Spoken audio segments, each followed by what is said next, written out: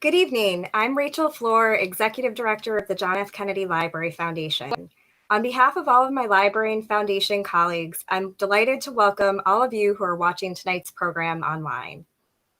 We are so pleased with the turnout for our virtual forums and appreciate the opportunity to feel connected, even though we can't be together at the library. I would also like to acknowledge our generous sponsors, the support of the underwriters of the Kennedy Library Forum series, lead sponsor, Bank of America and the Lowell Institute, and our media sponsors, the Boston Globe and WBUR. We look forward to a robust question and answer period this evening. You'll see full instructions on screen for submitting your questions via email or comments on our YouTube page during the program. In 1958, in remarks at the annual Gridiron Dinner with members of the media, then Senator John F. Kennedy joked, "I have received the following wire from my generous daddy. Dear Jack, don't buy a single vote more than necessary. I'll be damned if I'm going to pay for a landslide." Kennedy went on to be elected president in one of the closest elections of U.S. history. In the popular vote, his margin over Nixon was just over 100,000 out of a total of nearly 69 million votes cast. But his success in many urban and industrial states gave him a clear majority of 303 to 219 in the electoral vote. This fall, we will mark both the 60th anniversary of President Kennedy's election, and we will vote ourselves in the 2020 election, during which, once again, the distinction between the popular vote and the electoral vote will be put to the test.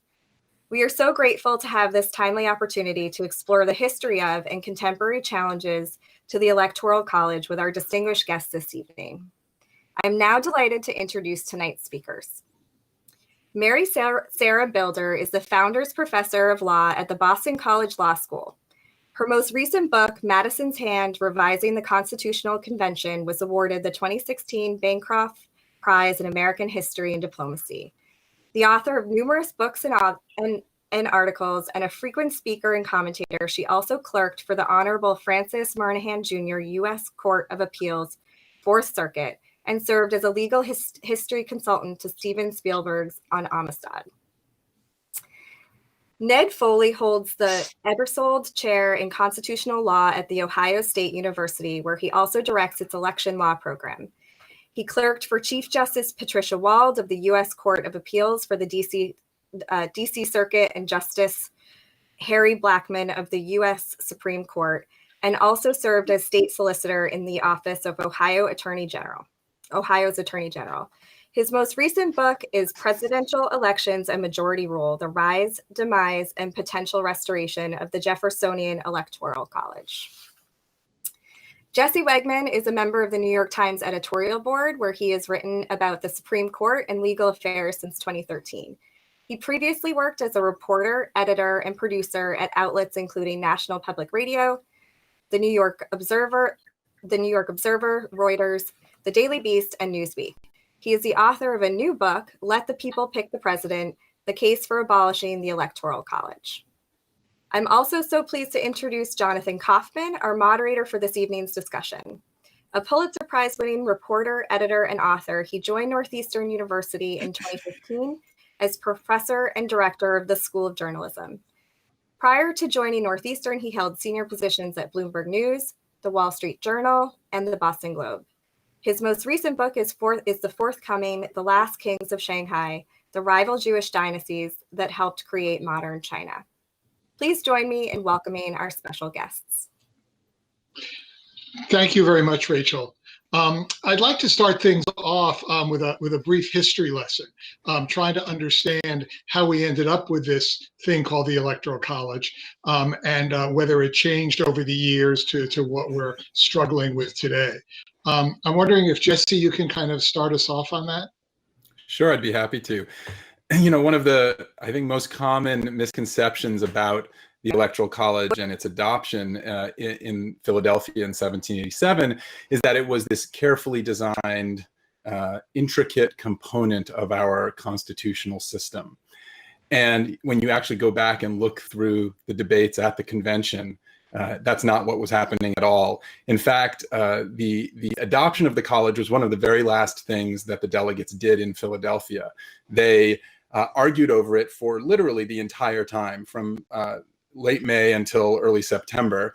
They had, I think, 21 different days of debate on it. They held 31 or 32 different votes, depending on how you count. And really, the system that was adopted in September by the delegates and sent out to the states for ratification was cobbled together in the final days of the convention in a side room of Independence Hall, what we now call Independence Hall, by a few delegates who were basically trying to get a system that everyone could agree to just to get the Constitution out the door. And so I think it's really important that we remember that the system that was chosen was not part of some elaborate, carefully designed, well thought out scheme. It was really just to get the Constitution finished. They knew that whatever system they adopted, George Washington was going to be the first president. And so the stakes weren't really that high. So I think that's the overview of how we got the Electoral College. The reasons that we chose the system that we did are very contingent. They're very dependent on that time period. And I'll just briefly say one of them is logistics. I think that's what many of us learned, is that we have an Electoral College, or we had the founders chose an Electoral College because they knew that most people wouldn't know enough about national political candidates in order to make an informed decision. So they wanted people who were more informed to help make that decision. Another element that was influencing their decision was obviously the fact of slavery and the dispute between the North and the South over that institution. And this is where I think I would love to hear from Mary Sarah Bilder, because James Madison, who is widely regarded as the father of the Constitution, whose notes give us the fullest expression of what happened at that summer in 1787, he himself came out openly in favor of a popular vote for president. He said it would be the fittest way to pick a leader. And then he said, essentially, the South will never go for it. And then I quote him here, quoting himself, on the score of the Negroes. And what he meant there was, states with 40–50% of their population enslaved and obviously without the right to vote would find themselves very much disadvantaged in the power to choose a president if it were a popular vote. So you have all of these factors that existed then that don't exist today. And I think it's important to remember both the contingency of the process that led to the adoption of the college, but also the other factors that the founders were considering at the time that just don't exist today. So Ned, let me ask you, I mean, was there, as Jesse says, this was not sort of handed down as sort of the perfect system. Were there debates at the convention, but also afterwards, in terms of this is an imperfect system, or is this a more recent debate? Have other generations kind of questioned why we have this system, even right after the founding? Oh, absolutely. And I think the most important thing we can think about our Electoral College is it's not the one that was created at the Constitutional Convention of 1787. That's what I thought for decades, even as a law professor, because you think the Constitution, you think the Electoral College, you think Madison, Hamilton, and the origins. But in fact, our Electoral College was created by the 12th Amendment. Congress wrote it in 1803, sent it to the states for ratification in 1804 in time for Jefferson's re-election that year. That's the governing Electoral College. As a law student, I was told it was sort of a minor tweak on the original design. But what I discovered when I wrote my book, that's not true. That was kind of a misconception that the received wisdom. It turns out that there was a full philosophical debate in 1803 in Congress. The length of that debate was much longer than what happened in Philadelphia at the Constitutional Convention. And it was based on an experience of 4 elections, the 2 for George Washington, but then 2 different ones involving partisan competition. And so when they rewrote the Electoral College in 1803, they were living in a new world and had seen the failure of the original design. So it's kind of a mixed conception if we try to go back and figure out what the meaning of our own Electoral College is by trying to go back to 1787 in Philadelphia. Instead, we need to go back to 1803 and think, why did they redesign it? What were they doing? And as Jesse said, the first version, the Philadelphia version, was built for George Washington. Not just him personally, but the ideal of a consensus president who would be above political parties, above factions. They thought they could have a constitutional system that would keep political parties in check, and the particular rules for the Electoral College was to be consensus oriented. Again, a complete failure that emerged first in 1796 and then a disaster election of 1800 that we could talk about. Jefferson briefly, why was 1800 a disaster?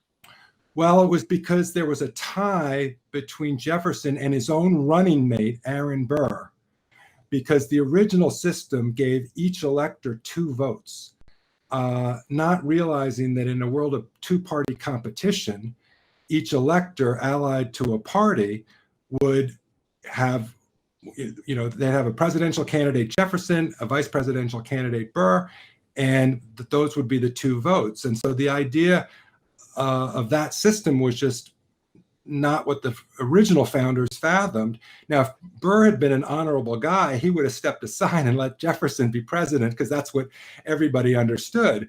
But we all know that Burr was in it for himself. So he thought, maybe I can cut a deal with the other party, the Federalists. And that almost led to, a kind of mini civil war early on in our history. I mean, the militias in Virginia and Pennsylvania were moving in case the Federalists were going to steal the presidency from Jefferson. They got through that. And there's some other fascinating details. But the upshot is when Jefferson was president, he then became popular. And in the 1802 midterms, his party did really well. Part of that was the Louisiana Purchase. And so in 1803, they think, how can we redesign the system? Now, the image of the winner is now Jefferson, not Washington. And the authentic winner is for a world of two-party competition. And the Jeffersonians, who now have enough votes in the Senate and the House of Representatives to push an amendment through, something very hard to do, as we know right now, as we try to amend the Electoral College, or to do a constitutional amendment, but they had just barely enough votes. And so they redesigned it around the principle of majority rule, but a complicated principle of majority rule for a federal system where you're supposed to win majorities at the state level to accumulate a national majority in the Electoral College. That's the Jeffersonian vision. He actually won re-election according to that vision in 1804, but for the reasons we could get into, starting with Andrew Jackson, we kind of abandoned the vision of majority rule and can produce minority winners. And in fact, President Trump won without a majority of the votes at the state levels that give him an Electoral College win. Right. I mean, what is interesting, though, is there is a precedent for the country saying this isn't working and we're going to try something else. It's not as if we're trying to kind of upend a whole system. This has been tinkered with and readjusted in the past. Mary, maybe pull us back a little bit. And if you could put this in context. They kick it to a committee serving. And that committee's interesting parts because they dealt with all the things, the erroneous notes from James Madison for that period, the notes that he took, say, we don't know how to do it. Here's our new idea. We'll have this super complicated process whereby there will be electors. And these electors will actually pick the president. And so it will be kind of independent, but it'll be kind of not like the people. And then you can tell it's one of those things where like the committee got all nerdy because they're like, and what if the person doesn't have majority vote? Then we have this and that. And actually the Electoral College is an incredibly long and, in some ways kind of boring section of the Constitution that goes into way more detail than most of the rest of the Constitution. And so everybody looks at it, and we know this from the Journal. People literally looked at it. They said, well, we need to think about it overnight. And then they were like, we'll make one small change. I mean, literally, they're like, whatever, we don't know, we'll get it done. And so that's the system we end up with. And Madison, 2 years later, when he recorded his notes, he said that Governor Morris came back and independent of Congress. So we can basically keep the president in check, so we can impeach the president. And on the other hand, we can't imagine the people electing the president. And we sometimes, I think, misunderstand that. Nobody knows who the people is. The states allow different people to go as government ballot. Most people vote by voice, and they vote by voice in front of people. And so they were also worried that you'd have sort of a lot of intimidation of voters. And so they basically punt on the whole issue. And we end up with this incredibly elaborate process. The system that they devised gave inordinate weight to Southern states that had legalized slavery. And that was particularly true of the state of Virginia. So between 400 and 500,000. But Virginia had an additional nearly 300,000 people held in slavery. Virginia held almost half the enslaved. Will end up with more political power in electing the president. We talk all the time about red and blue states, which drives me insane. That is entirely an artifact of another element of the Electoral College, which is the winner-take-all rule. And that is a rule that 48 out of 50 states use to award their electors to the candidates. So once those electors are chosen, the decision is, well, how do we give them to the candidates? In 48 of 50 states, whichever candidate wins the most votes implies that a state is either like a 100% Democratic or 100% Republican, which we know is absurd. States are all, what is the Electoral College and did it ever do good? I think we have to remember that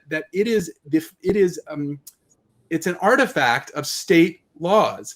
And if it has ever helped the country or has ever led to an outcome that would have been worse had we had a popular vote. And I guess I'd be interested in what the popular vote, as Mary said, who the people were was obviously very different then than it is today. But still, the idea that the people would vote directly for their president was there at the beginning. It's been there all along, and it's there today. There have actually been more than 700 attempts. You asked about, was this ever challenged? 700 attempts to amend or abolish the college since the founding. Okay, so let's get to the fun part, which is the three of you are members of the Blue Ribbon Commission that's charged to come up with a reform of the Electoral College. We're going to go into that side room in Independence Hall and kind of hammer this out. What would you come up with, and how would you sell it to a country that's deeply polarized, that's dealing with, on the one hand, low levels of information, but high levels of opinion? Kind of, if you can address both the mechanics of it, but also the politics of it. Mary, you want to kick us off on that? Well, let's see. The other two people both wrote books, and I'm just a historian. So, but here's the thing that I think is very interesting about the Electoral College is the Electoral College doesn't work today the way it was even imagined to work. And the reason that is because in the beginning of the 20th century, we capped the number of representatives. So one thing that everybody in the 1780s really cared about was that the person you were electing was somebody who wasn't super far removed from you. And in fact, the one change that George Washington made to the Constitution was they had the original representation set at one representative for every 40,000 people. And literally on the last day, George Washington said, I want to change that. And they dropped that to 1 to 30,000. So for a very long time, the Electoral College in its very first version, where it was sort of like the top voter was president, the next voter got to be vice president, or the post-12th Amendment version where the parties ran on both things, had some representation to the number of people in this country. And one of the important things to realize is that the Electoral College doesn't calculate representation based on citizenship. It doesn't calculate it based on voters. It calculates on the entire population. And I actually think that's very important because it emphasizes how everybody who lives in this country deserves to be represented. So in the early 20th century, because we use that same calculation for Congress reset, basically put an upper limit on the number of people who could serve in Congress. And what that's meant is that the Electoral College has mimicked that limit. But that's not constitutional. The text of the Constitution just says that you get the number of electors to which you shall be entitled. It doesn't say entitled under current congressional law. And I think there's a decent argument that it's entitled under the terms of the Constitution. That would mean with the number of people in the United States, if I did the math right, we'd have 11,000 electors.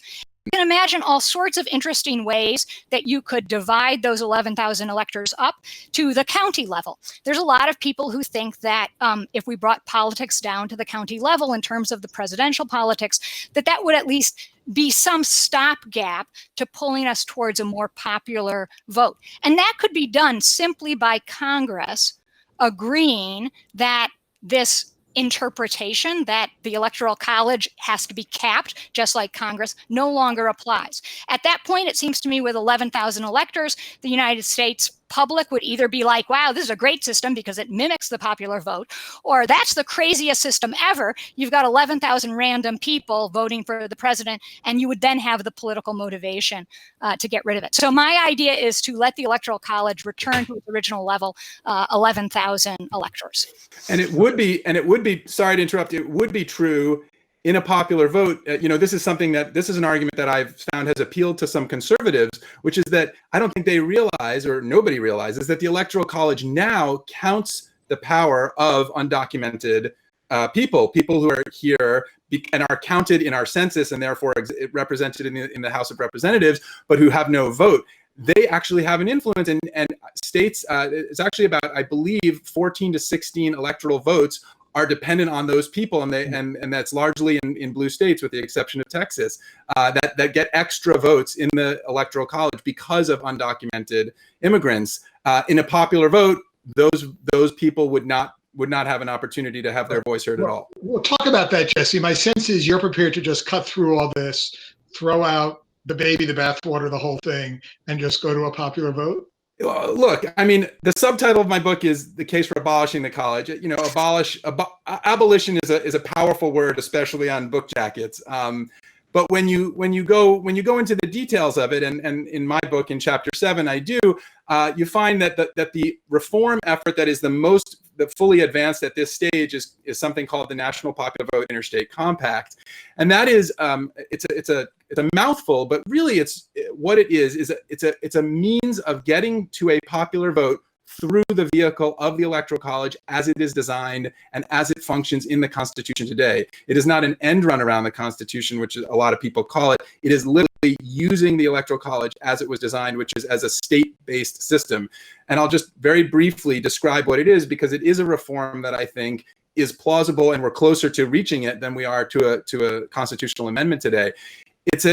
An interstate compact is just an agreement among states to do something. It might be about negotiating water rights for a body of water that they share, or about setting up an interstate lottery system or something like that. The National Vote Interstate Compact is an agreement among states that join it to award all of their electors, not to the winner of their state vote. Remember, I said 48 states now give all of their electors to the winner of their state vote, but to give it to the winner of the national popular vote. And when states representing a majority of electors in the country, that's 270, that's the magic number, that's the number you need to become president. When states representing 270 electors join this compact, you put the logic together and you realize that the person who wins the most votes in the country becomes the president every time. And that in turn forces both parties to campaign and govern as though they are actually responsive to the entire country and not to a few slivers of the electorate in these so-called battleground states, which is exactly what happens today, that voters in Michigan or Ohio or Pennsylvania or Florida or Arizona matter almost exclusively to both parties, and to the exclusion of all of the rest of Americans living everywhere else. More than 80% of Americans don't live in battleground states. So I really think, to me, that reform, any reform that gets us to a direct popular vote, and any reform that gets us to the candidates who have to run the country actually having to appeal to the interests of the whole country, is a good one. So you want to keep the framework of the Electoral College because it's going to be hard to do it, but inject more of a national popular vote responsiveness into it. I'm agnostic on this. I would be fine with a constitutional amendment too. And part of the story of my book is we've actually come extremely close to a constitutional amendment. In 1969, 1970, the House of Representatives actually passed an amendment abolishing the Electoral College and replacing it with a popular vote. This was a 4-year effort. more than 80% of Americans supported it at the time. Republicans, Democrats, Richard Nixon supported it. George H.W. Bush supported it. Bob Dole, top Republicans, top Democrats. And it was blocked in the Senate by 3 Southern segregationists, right? So once again, race comes up in this story. It's always there, right? Race is just threaded through, and racism and particularly racial subjugation is threaded through this entire story. The 3 Southern segregationists knew which side their bread was buttered on. They knew that in the Electoral College, white voters in their states, in places like Mississippi, in places like South Carolina, were enough of a majority that they would always steer all of their electoral votes to their candidate. The black voters were essentially ignored. And if there was a popular vote, all of those black voters, millions of black voters in the South, would suddenly start to count. And that's what I want to see happen. I want to see everybody count in this country rather than a few people in a few strategically located states. Okay, so Ned, you're in Ohio, swing state, and I sense that your view is somewhat in the middle, trying to kind of find a way to move us forward without offending each side too much. Well, if we could do a constitutional amendment, I'd be all in favor of a national popular vote, as long as it depended on a majority winner again. Most countries that use national popular votes to elect their presidents, like France, for example, make sure they have some kind of runoff mechanism to have a genuine majority winner. The problem with the compact idea that Jesse articulated is because it's built into the Electoral College system, it's dependent on only achieving a national popular plurality win. So in a fragmented election, you wouldn't get to a majority vote. And if people remember, I think we're going to avoid this problem this year because Justin Amash declined to be the Libertarian Party candidate recently, and then the Starbucks CEO, Howard Schultz, stepped down. But when Howard Schultz was thinking about running as an independent, people were freaking out because they thought that he might siphon votes away so that the anti-Trump vote, this is not really a partisan point because in different years it could affect different parties, but just by way of illustration, the fear was that a 3-way race between Trump, the Democrat, and Howard Schultz would cause Trump to sneak through with a plurality because the anti-Trump vote would be split between the Democrat and the Starbucks CEO, who had $1 billion just to fund on his own campaign. If you're concerned about that with their system that we have, you need to be equally concerned about that with the National Popular Vote Compact, because the compact replicates that same problem of a 3-way split. The reason why our current system can't handle more than 2 candidates is because when the 12th Amendment redesigned the system, again, they were moving from a world of where they hoped there would be no political parties, just factions that never would coalesce to parties, and you get this consensus George Washington above the fray. That didn't work. So then they had 2-party competition between the Federalists and the Jeffersonians. They designed a system for that. They didn't anticipate the advent of third parties or independent candidates, and our system cannot handle them. So yes, a constitutional amendment to deal with all of that would be great. If we can't get an amendment, the thing that we most need is at the state level to change the way we do winner take all. Jesse's absolutely right that states have chosen winner take all except for a couple of states.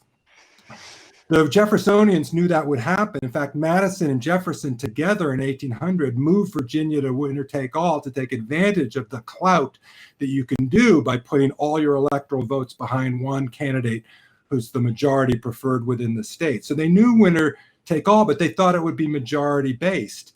The way to achieve majority based winner take all now would be using something called ranked choice voting, because ranked choice ballots give you majority winners instead of plurality winners. I absolutely agree with Ned. I think ranked choice voting is a wonderful invention. It's been adopted all over the country. New York City, my city, is going to use it for the first time next year. I think it's a great innovation and does solve that problem. But let me just say this, and pulling back the lens, no electoral system is perfect. Each one of them has flaws. Each one of them has weaknesses. I think, to me, what we really need to focus on right now is the bigger problem, which is that the people that the vast majority of Americans are essentially ignored in every presidential election. Their voices are effectively erased by the statewide winner-take-all rules.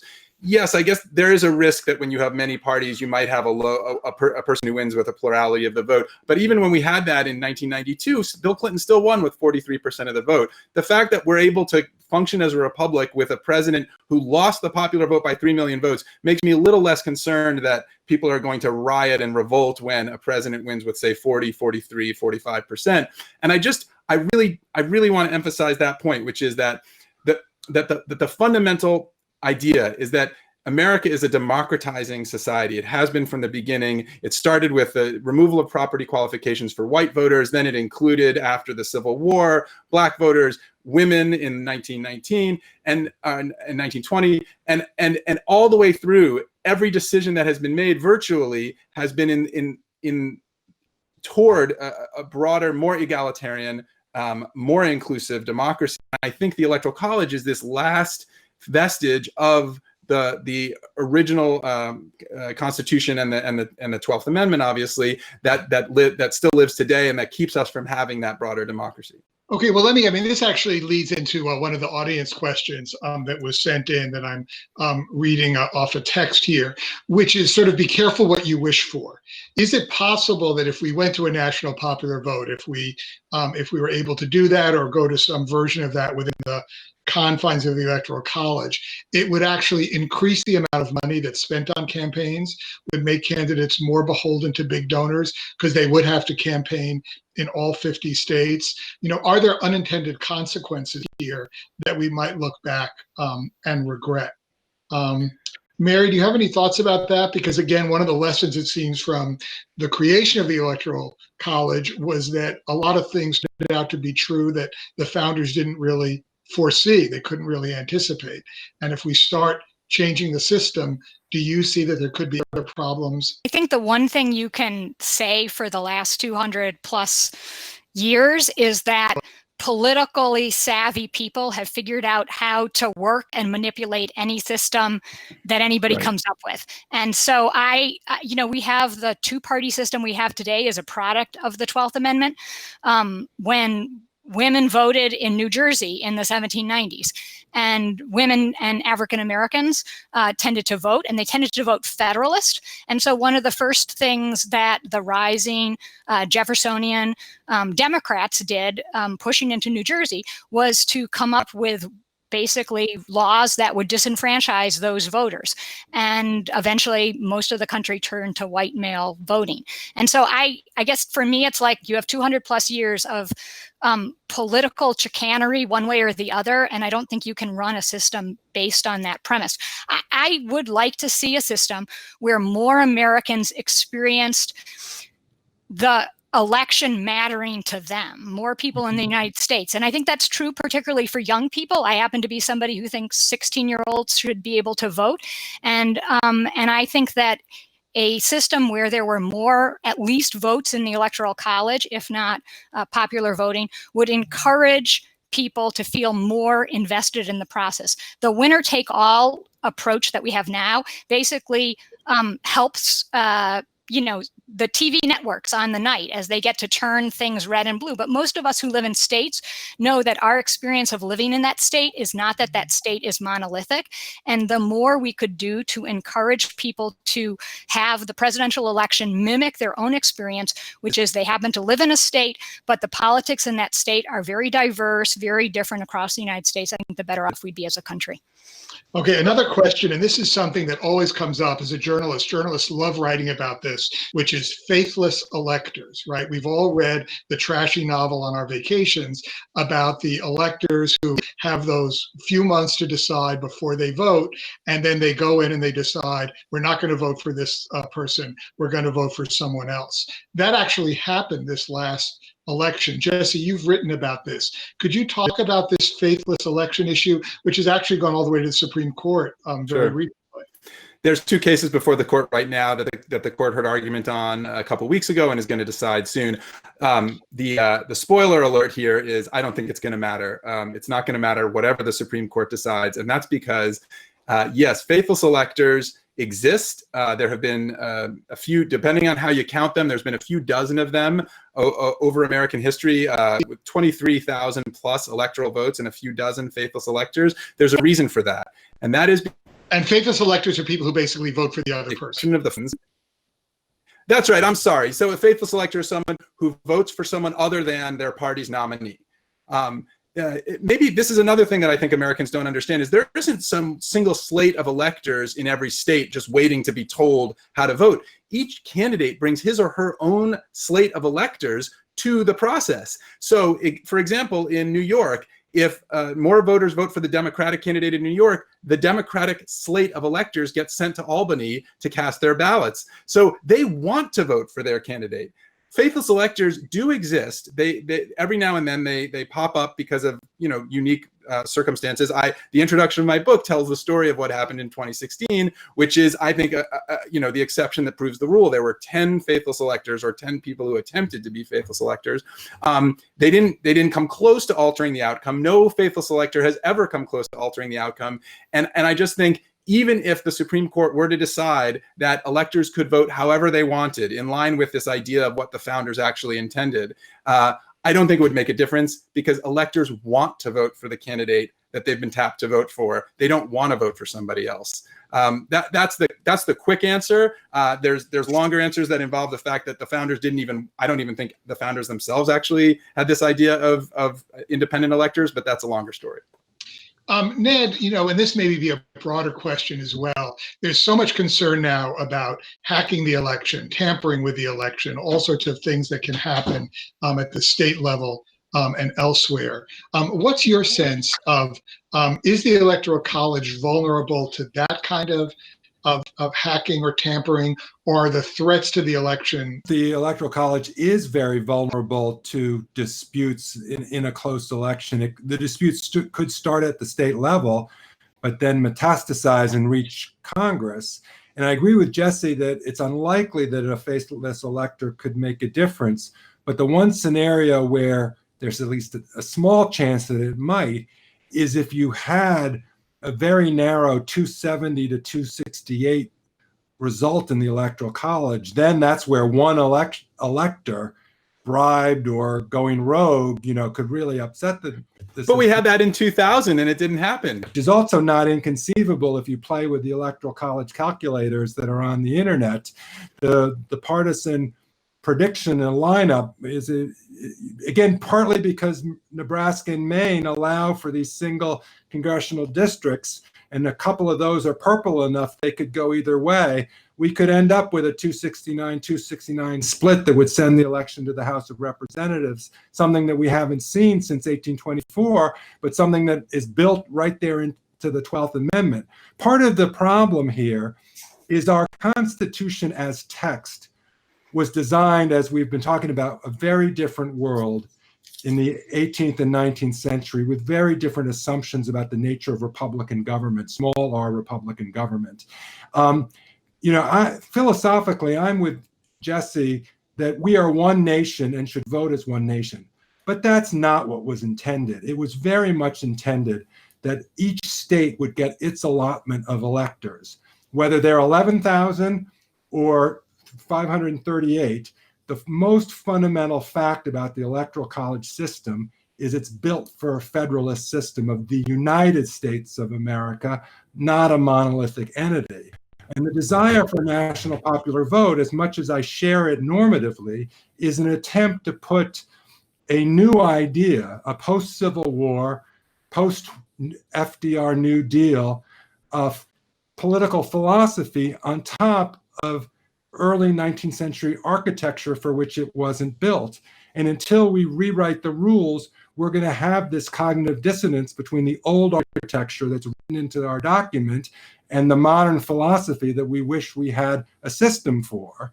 So let me turn to Mary as our historian. What argument would you make, or what argument do you think maybe some of the founders might make, which is to say, yes, the country's different now, and we do need a different system. We do need to change this part of the Constitution. Is there anything we can look back to as originalists might, and you could point to and say, no, they would have been flexible Or are we in such a new world that it kind of is beyond anything they could have conceived of? Well, I don't think this is an originalist argument. They have a very different approach to reading the text. But I do think that at the end of the day, the people in Philadelphia were influenced by a huge number of people outside of Philadelphia. I like to call them the framing generation. And they were people who fundamentally believed that the problem with the old British system was that the people, which meant many, many different things, were not fairly represented. That was the cause of the revolution, was that deep constitutional principle. And the Constitution of 1787 didn't do a great job of fulfilling that, but it was an effort to take one step on the path. And that is why the most important aspect of the Constitution remains the part that was in large letters in every newspaper where it was printed, which is the preamble. And the largest letters of the entire preamble, if you look at contemporary constitutional printings, was "We the people." And so even though they failed in all sorts of ways to get to that aspiration, that was the underlying core belief of that period in which they grew up. They were politicians, and so once they said that, they all tried to grab as much power as they could for themselves. But they would have thought that the system ought to represent the people more. And I think that's true today. I actually think they would be mystified as to why there's only 530 some votes. And it might mess up Nate Silver's and everybody's website. But I do think 11,000 electoral votes would at least put us on a path towards realizing that we are a very, very, very different country than the one that the framers set out. Let me take you this on a political analysis. I mean, do you see any way that a country that is so polarized right now could come around to the question of let the people vote, make it a national popular vote? Seems simple, or is that just a non-starter? I don't think it's a matter of coming around. I think everybody agrees with it in their heart. I think the debate is a partisan one right now because twice in the last 20 years, it's split, the election has split, and the Republican has won both times. I guarantee you, if it went the other way, we would be done with the Electoral College by a constitutional amendment tomorrow morning. And you know that because Donald Trump tweeted, the Electoral College is a disaster for democracy. Back in 2012, he did that because he thought Mitt Romney was going to win the popular vote and lose the Electoral College. Everybody feels this in their heart. And I think that's what we have to tap into, is that gut sense of political equality, that all our votes count the same, one person, one vote, and majority rule that Ned is talking about. Those are principles at the core of our democracy, and people want them vindicated in their choice for a leader. And I just to illustrate a little further, I think Mary had it exactly right, and she quotes the preamble to the Constitution, "We the people." I just want to draw attention to the next few words. We the people of the United States. What many people don't know is those words were actually not in the original draft of the Constitution. The original draft said, "We the people of New Hampshire, Rhode Island, Massachusetts," and so on and so forth. And late in the process, Gouverneur Morris, a Pennsylvania delegate, changed it to "We the people of the United States." And I think that's a really important change because it emphasizes that what was being created here was a union of states, right? It took 60, 70 years and a bloody civil war to vindicate that ideal, but it was a union. It was not just a collection of random states sort of in treaty with one another. It was one supreme national government. And when you're electing the leader of that government, as opposed to governors of states, representatives of states, lawmakers of states, which are state-based elections, when you're electing the leader of the country, you need to elect that leader as a country and not as an agglomeration of states. Yes. Okay. I just want to give you the last word, but I want to ask you, because you covered sort of, wrote about the 12th Amendment and Jefferson and that crisis of 1800. Do you see a similar crisis coming? That if we continue to have these split votes of the popular vote and the Electoral College, we could reach a point where the country is ready? Unfortunately, yes. I mean, unfortunately, it does take crises to get change.